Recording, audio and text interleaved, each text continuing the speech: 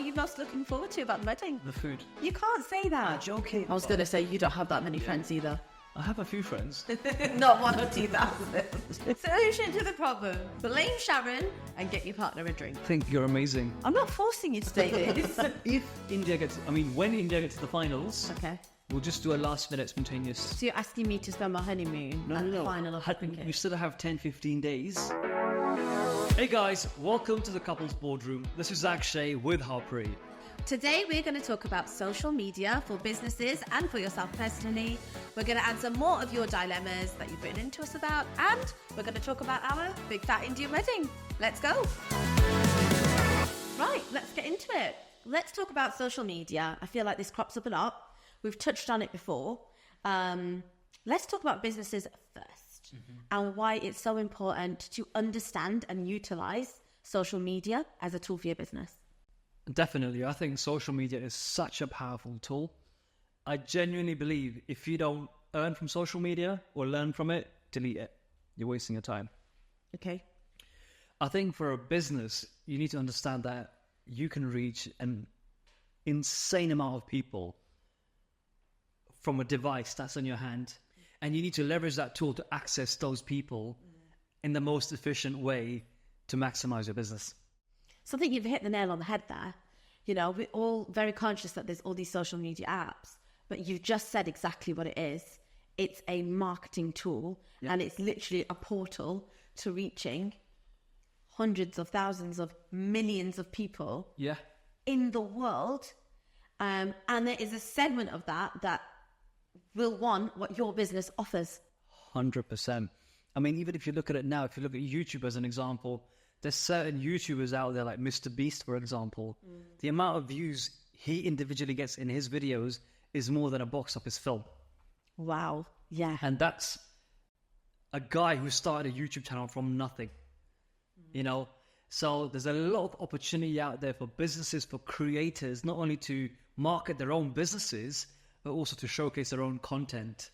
That's such a good point. I think it's the case of social media allows opportunities that you just wouldn't normally have. So for example, let's take Mr. Beast as a content creator, you know, to traditionally put that level of content together, put it out to that amount of potential viewers, there would be a full production team involved.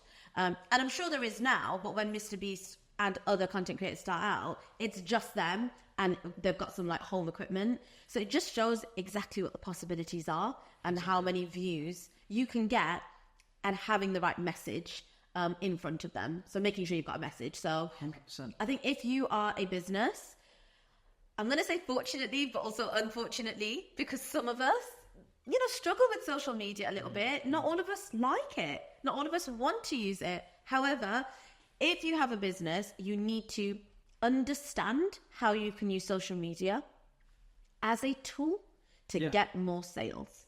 Definitely. And you have to understand how to leverage it to, again, stand out with the competition. If not stand out, keep up with it. You know what? I could go on all day about this, but I'm not going to.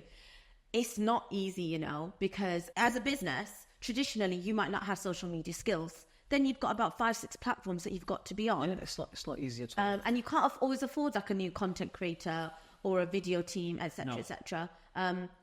But what about personally? You know, I think what you've actually raised there is such a good point there. And personally, I actually believe get good at one.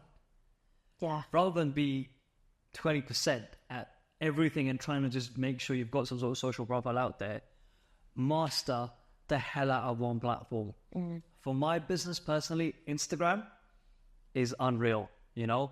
And we've really focused on Instagram and making sure we understand how it works, how to reach our audiences, what sort of content works, how acquisitions work. And now I'm starting to look at other platforms like TikTok, for example, YouTube.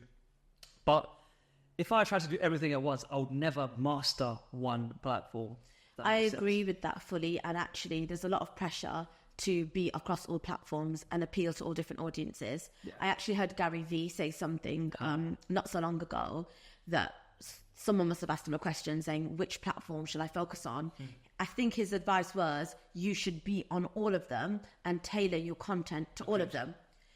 Agreed to a certain point. However, if you are in a position of small business or individual, it's impossible. Like, I actually personally disagree with that advice. It's placing too much pressure.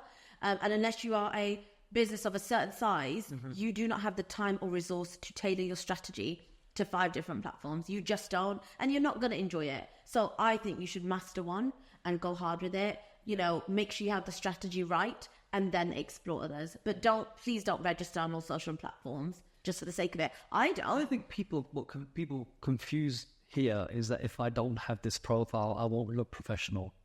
If I don't keep up with content, it will look like my business isn't active. Which is true to an extent.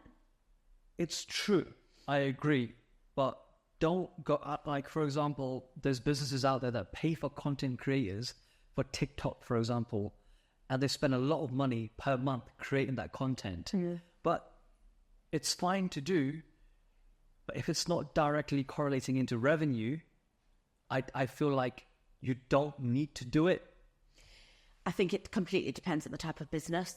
True. And you can't actually always measure if it directly results in revenue. It's really difficult to track that. And actually, when you're building social media profile as a business, it isn't going to directly result in sales to begin with, because you're just raising brand awareness. So I think you do need to have some, like, I would say Instagram, definitely you need it. TikTok, I'm going to have to say you should have it. 100%. TikTok is there's so much opportunity out there with TikTok right now. Yeah. It's been around for a while, but it's still a relatively new platform that you can really leverage. I think as a business, if you're starting out, make sure you have those 2 and then look at the others as add-ons. For me, I feel what's worked really, really well is it's fine to do social media and run ads and get views and stuff, but get something tangible out of it. Even if you're not generating sales or anything like that, get email addresses, right? Get data. I'll give you an example. One of my Instagram profiles that had about 60, 70,000 followers, that was really active, one day automatically got shut down randomly, right? And that day, I was like, shit, I've lost my business. Because my whole business operated on one platform, Instagram as the acquisition channel. And I got that profile back by appealing, and obviously they made an error on their side. But that's when I realized, like, you know what? I need to acquire email addresses. This was a few years ago. I need to acquire that data. So if someone has signed up or someone has engaged my platform, how can I capture that data outside of that platform so then I can use it to remarket as well? I think that's probably the best tip that you've ever given, is actually social media isn't, like, if you're a business, it's not just for making that immediate sale. Yes, it's also for brand awareness, but is there a different way that you can gather customer data, such as asking them for email addresses? Now, there's all kinds of AI tools you can do to set up automation as well. Even, you know what, aside from sales, it can even just help you save money.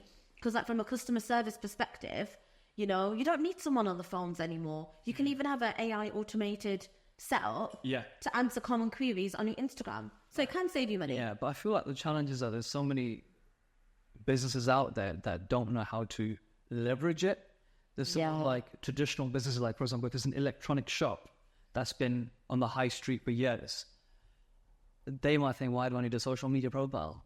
But I feel like if you really delve into it and understand how the game works and sort of educate yourself or find someone who does it for you, the business of social media generates can outdo your shop that's been doing it for years.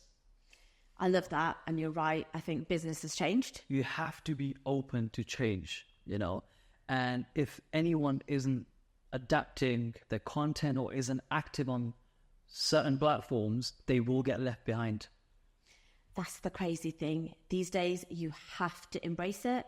You have to accept it. You have to accept it. And you have to use 1 or 2 platforms that you're comfortable with and can understand. And obviously, with social media, there's a negative side to it as well, as well as a positive side. How do you personally manage that for your business and personally as well? I think, like, firstly, it's very easy for us to sit here and say, right, you've got to do this. But like you just said, someone who owns an electronics shop doesn't understand how to go about it. I think it can be really overwhelming because there's just so much out there, first to even just get started, but secondly, to keep up. Every single day I'm seeing a new feature on a new platform, whether it's threads on Instagram or whether it's YouTube shorts or whether it's now a different style of TikTok particularly works. It's really hard to keep up. I think that can be really overwhelming. I don't think there's a one-stop solution for it all, but I think the best thing, two things that you can do. One is educate yourself, because by educating yourself and learning about the different platforms, you're going to learn which ones you like, which ones you do want to spend time on, because you're not going to do something that you don't enjoy. And secondly, you have to stop comparing, and you have to just almost figure it out, use others as inspiration online, but don't compare yourself and feel about it in a certain way negatively. And I think this then translates to the personal side as well.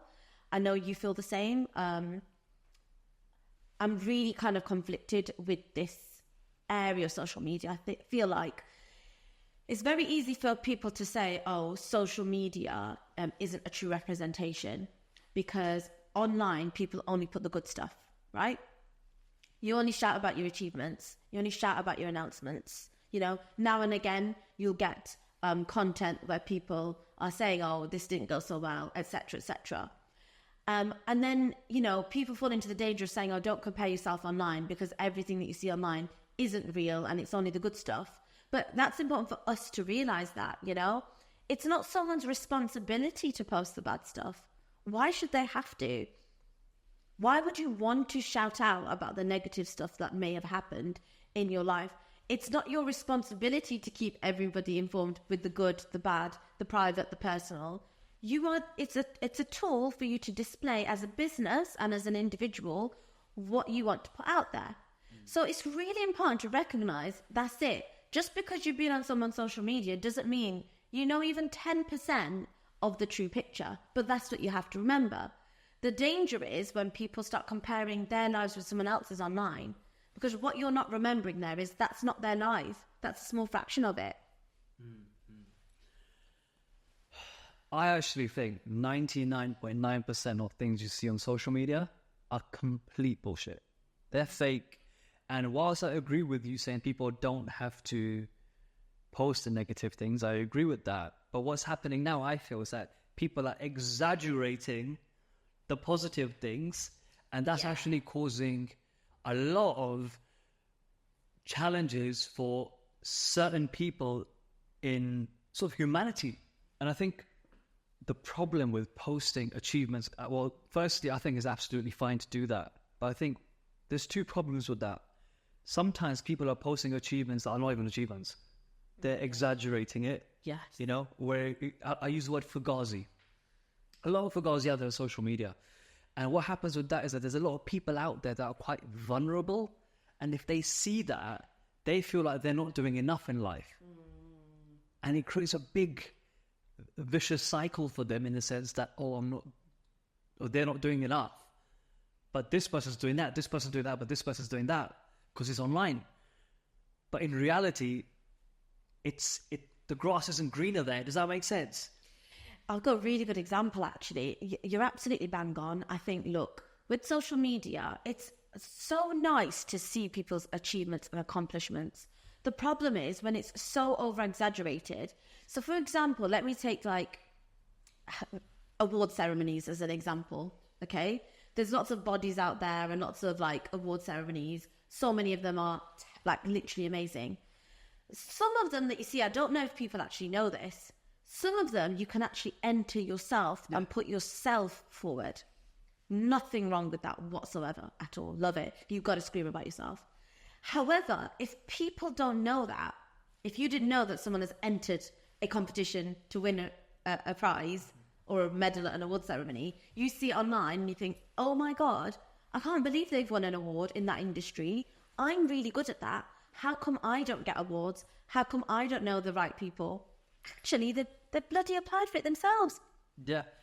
And I think that's a perfect example of there's nothing wrong with either side of the story, either of it. But you've got to realise that there's there's something more to it. And actually, if you're going to compare yourself direct, like for like, you're never going to feel happy because you can't do what somebody else is doing because you're not them. But like you said, that example is so damn good because that person doesn't realize that this person who's won the award that's bragging on social media has actually applied for that award to win. Secondly, you don't know if they've actually bloody paid the event organizers to give them the awards.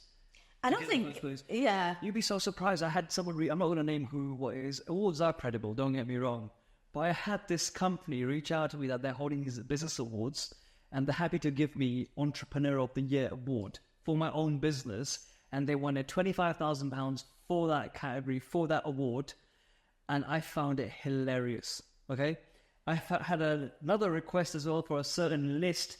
I'm not going to name who they are, but people know this under something list that there is. Anyone can get on that list. If you pay the right money to the right person, you can get on that list. That's why stuff like that, it's great for a business front. I'm not against it for marketing for your business. Don't get me wrong. This is it. But you haven't won that award because of your merits. No, let me jump in. I'm going to have to just say that actually, I don't think either side is wrong. What is wrong with if you want to get marketing, PR, credibility, potential sales, if you have to pay someone to receive an award to do that, that's fine. No award ceremony hands out random awards for the fun of it. However, I don't think either side of the party is wrong, but the point we're trying to make is it's fugazi. Yeah, exactly. A lot of it is constructed online, as it that's fine. It's marketing. Yeah. You got to do what you got to do. You got to do what you do. So let's say if we had a couple of tips for businesses out there on how to utilize social media, I would say one is, my advice would be, do not worry about every platform at the beginning. I agree. Pick one or two, educate yourselves on them. I agree. Get used to it and keep up to date. Two, like you just said, if you're in the electrical shop owner category and you don't get it, find someone that can help educate you and do it, either do it for you, delegate it. And also try not to compare yourself too much. Use things as inspiration. Don't get hung up or beat up about them. Absolutely. I think you summarized it really well. In my feed, on my personal social media, if you're not either educating me or motivating me or inspiring me, I'm either going to mute your stories or I'm going to unfollow you because you're adding no value to me personally. Do you still follow me? Yeah. Why? Do I educate, inspire? You do all three and more, don't worry. You do all three and more. Okay, so everybody wants to know all about our wedding. It's the biggest question that we get constantly. It's super cute. When we go out and about, everyone always says, congratulations on the wedding. I've had people that I haven't spoken to for years and years, and I mean like literally random people coming up to me, messaging me and saying, yeah, wedding, we're really excited about the wedding. I'm like, yo, you're not even invited. Like, what are you excited about? No, I think people are just genuinely excited for it. I just say, we're still in the planning stages, So, but yeah, we are in the planning stages right now. Yeah. A lot more to do. A lot done, a lot more to do. How have you found it so far? I don't think I'm Bridezilla. Am I? What do you mean? Do you know what Bridezilla means? Do you know who Godzilla is? Yeah, so like, there's a funny joke. If you're Bridezilla, you're like this scary monster, that's charging around. But I think I've been pretty good. I think you've been great. Yeah. I think that it's been easier than I thought so far. But I'm a bit worried that it's been too easy so far. Like, am I missing something? I'll be honest, there's a lot to do. Yeah. I've enjoyed it so far. Obviously, we are planning the wedding ourselves. Uh-huh. That's because I really want to. I'm very particular about exactly what I want. I know what I want, and it just means we can create the day as to how we see it. I think from an Indian level, we're keeping it small and intimate, which is around 130, 40 people. It's about 150, just over 150 plus. And I think that's because one thing that was really important to me was everyone I see at the wedding, I want them to have some sort of connection. Yeah, it's important to me as well. Yeah. Yeah. No, what I'm trying to say is that we could have easily, if we really looked at our guest list, could have done about 1,000, 2,000 plus people. But I don't have that many friends. on my side, family and extended family, I could have easily done that. I was going to say, you don't have that many friends either. I have a few friends. Not 1 or 2,000. Yeah, agreed. So we're keeping it small and intimate. Yeah. I'm looking forward to it, but I'm not going to lie. I think I got really stressed out yesterday. We have so much to do. I think me being me and a girl, I think I get all the little moments and events and outfits and accessories, all of that actually needs planning. And I feel like in your head, there's a few key major tasks that need boxing off. Yeah. But there's just obviously so much more to organise because we're not having one wedding day. No. There's obviously We're doing the civil. We're doing the Hindu wedding. And we're doing the reception. I think it's really important to touch on this because I'm getting a lot of questions about what type of wedding we're doing and whether we are doing the Hindu wedding in the mandir or if we are going to go to the Gurdwara or a temple to do it as per my religion. So obviously we've decided to, go with the Hindu wedding and we're going to get married religiously within the mandir. Which I'm really looking forward to. To me, I'm obviously traditionally getting married and coming into your family. That's how I see it. Does it mean I'm changing my religion or anything? No. However, I've always embraced a lot of every other religion. To me, I believe every religion is true. What you believe in is correct. So I respect and believe all religions. But I think because we're Sikh and Hindu, they're both very similar anyway. And we actually believe in, there's a few gurus that you have that I believe in anyway. There's a few traditions that we mix that make no difference if you're Sikh or Hindu. So to me, it makes no difference if we get married in a Gurdwara or a mandir. We've decided to go with mandir.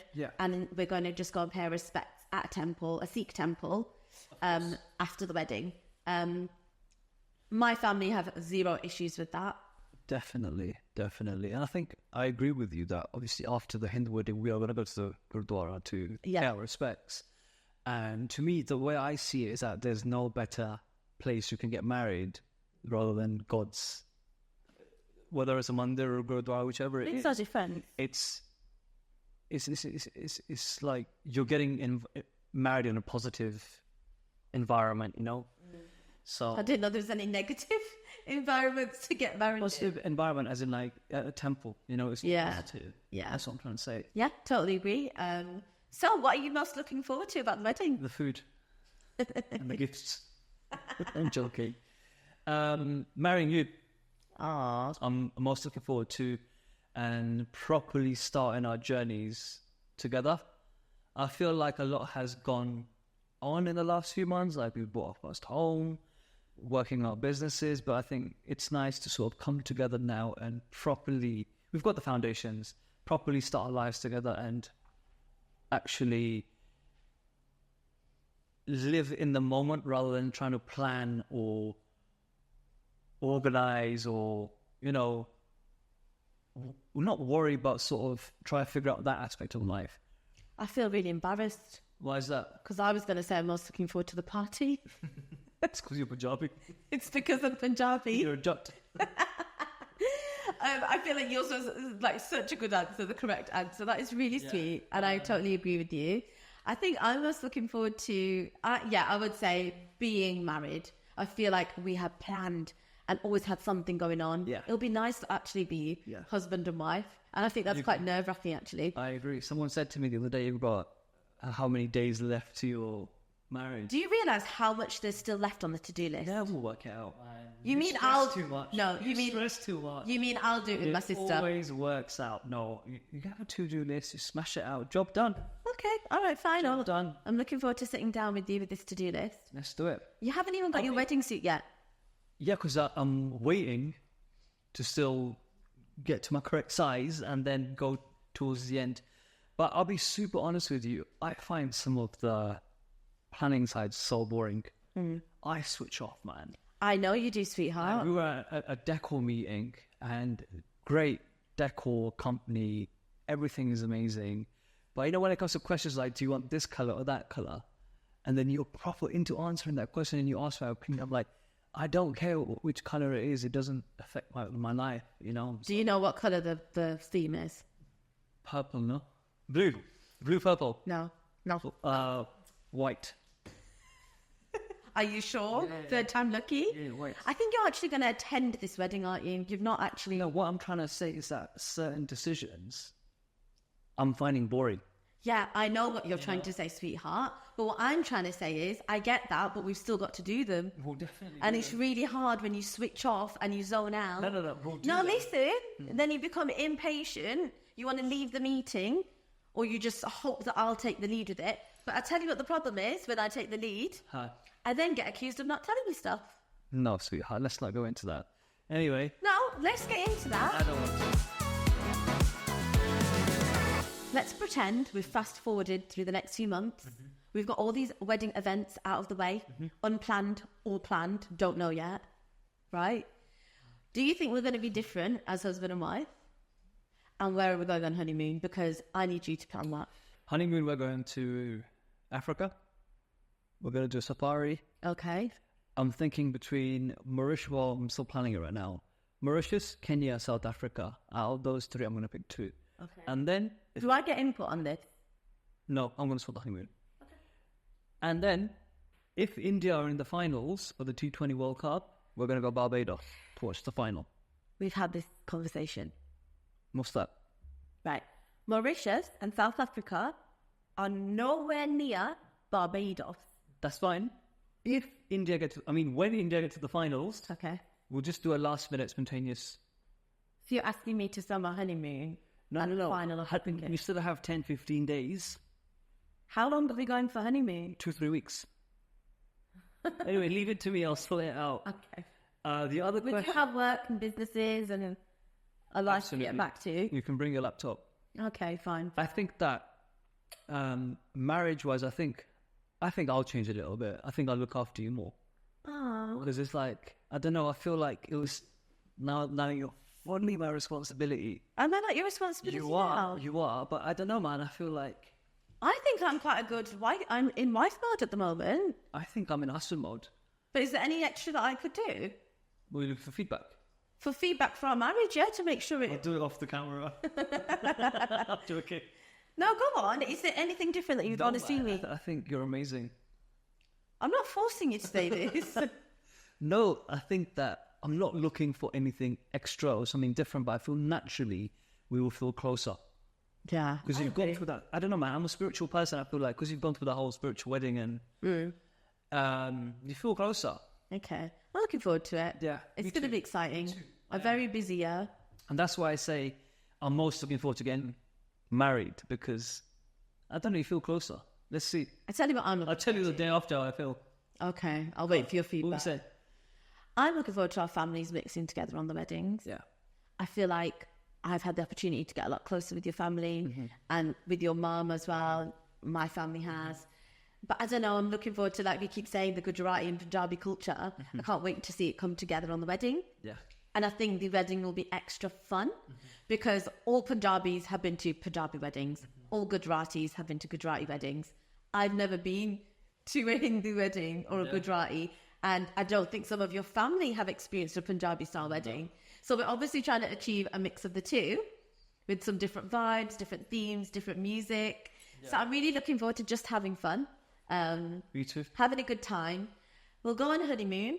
We'll go and watch India win the cricket in Barbados, which I'm not going to complain about. Yeah. And I've also been teaching Harpreet some cricket, so she's really good at that. Have you? Yeah, you can watch a match. I can watch a match. So explain cricket. It's a bat and a ball.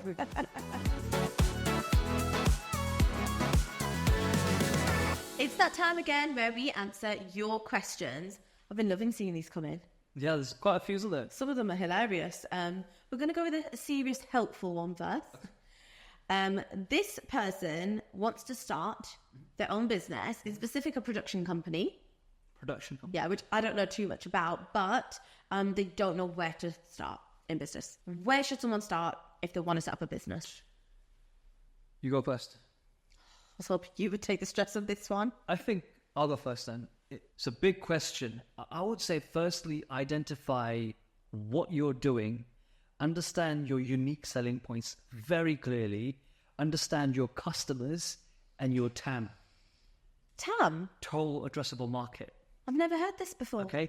You need to know what market are you selling in, what is the market size, how much, what is the demographic it means that you're trying to sell to, and is there money in that market?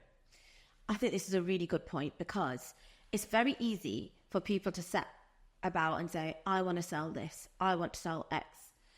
However, for me, I'm quite like a visual person. I need to see it, to understand it, to then be able to build on something. So I think you've hit the nail on the head. Before you even start, think about what are you selling and who you're selling it to, but why? Yeah. So like, let me just give you the example of Oh So Yum, okay? If I rewinded to like 5 years ago, if someone asked me, what does Oh So Yum do? We weren't called Oh So Yum then. We were called Barney's, right? After my niece, Gurbani, we shortened it to Barney. And we couldn't think of anything else, so we named it Barney's.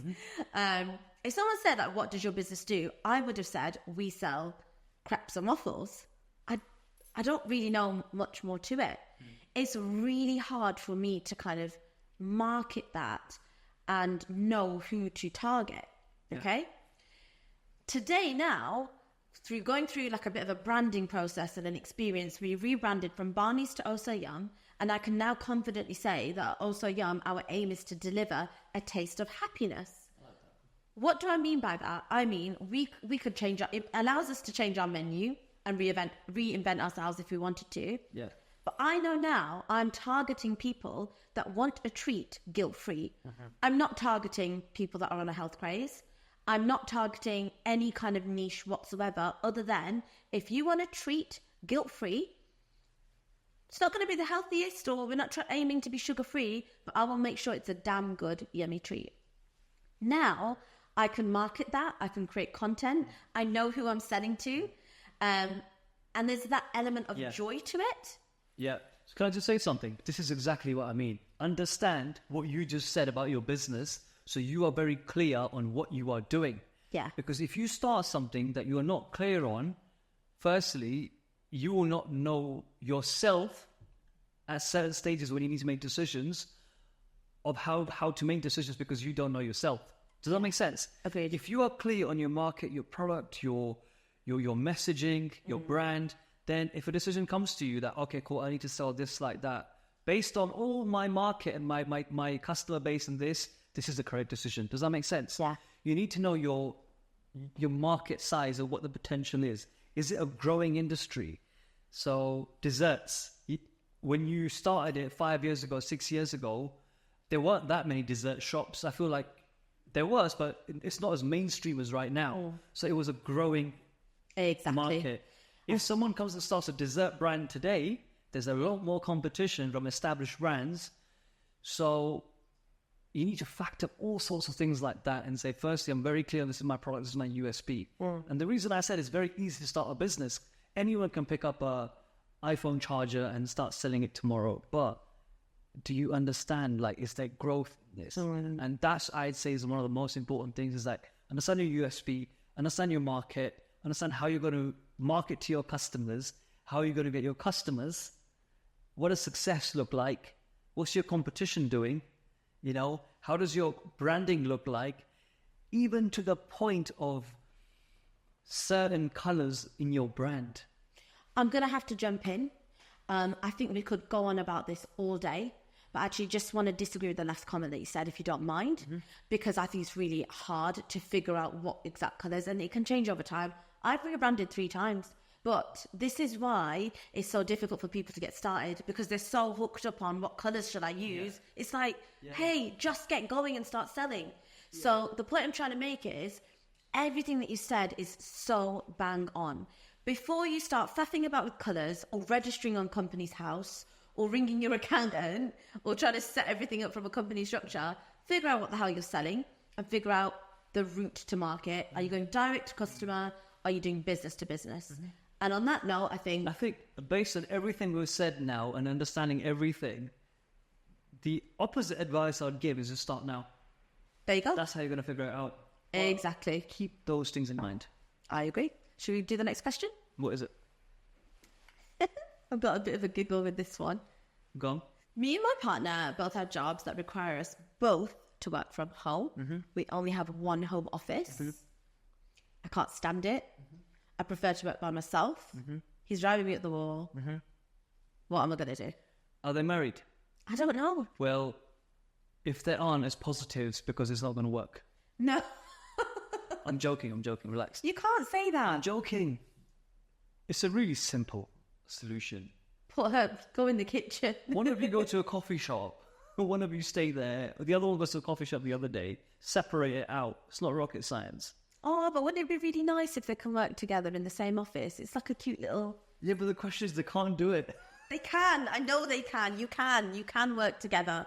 Just because we sometimes work in the office together. Yeah, but I really enjoy that time. Because all we do is work. If I didn't spend that time with you in the office, I'd never see you. Yeah, it's a difficult one, man. And I can sort of understand that question. Not because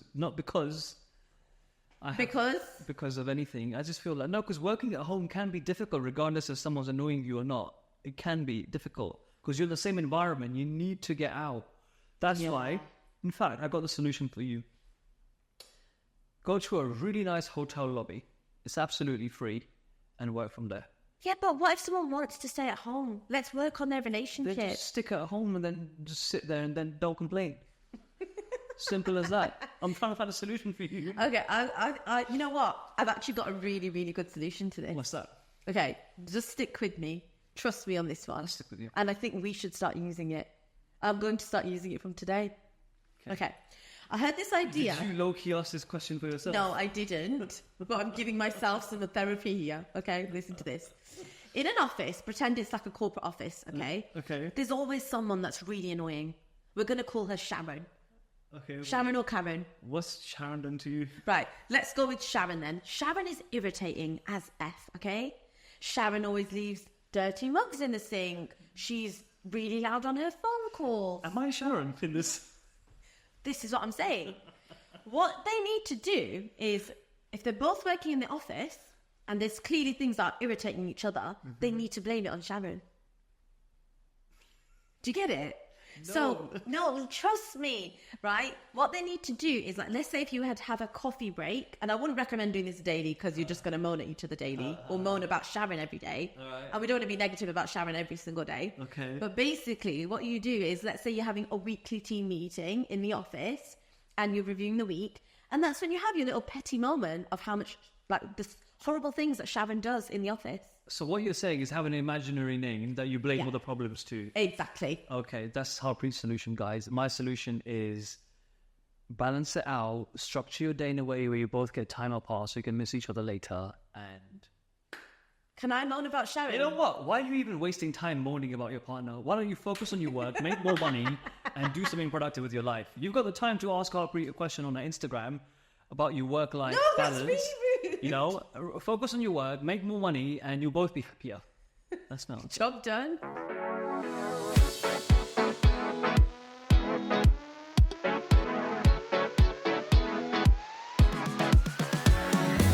Hey guys, thank you so much for listening to our podcast. Hope you enjoyed it. We love answering your questions. So make sure you send them in if you want your dilemma settled in the couple's boardroom. See you next time. See you guys.